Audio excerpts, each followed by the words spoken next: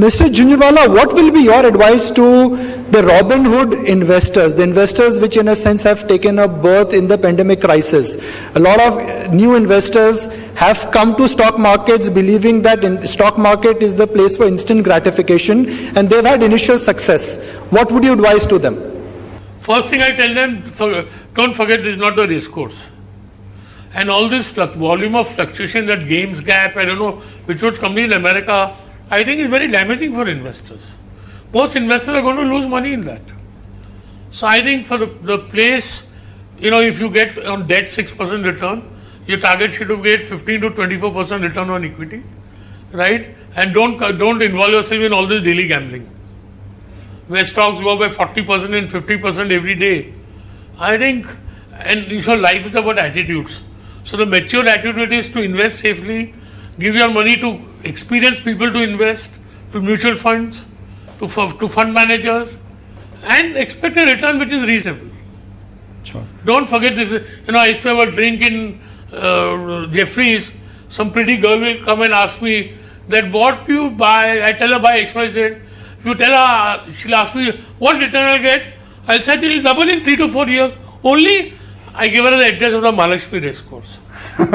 So the first thing is everything in life is about maturity. Sure. And don't go on scaling your bets. Sure. And invest your own money, not your father-in-law or father's money. Sure. But in a similar lines, you have seen so many successful companies and so many successful entrepreneurs, right? And again, this is the economic conclave. A lot of entrepreneurs who are young, budding, have ambition, dream, are listening to you. What will be your advice to them for consistent wealth creation, some large wealth creation? What will be your message? See, first is you got to be in an industry which is growing. There has to be large opportunity. Sure. Right? Yeah. Second, I think corporate governance. Because, corporate governance is a very wide word.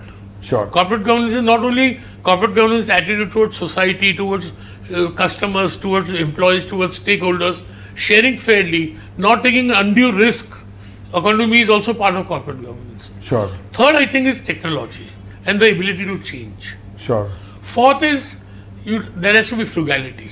Sure. I give Indigo and DMart as extreme companies who use frugality. Sure. And I think companies which are patient. Sure. If the race is not going to get finished tomorrow, then I always think the tortoise wins against the hare. Sure. So growth is a process. Don't try to sidestep it.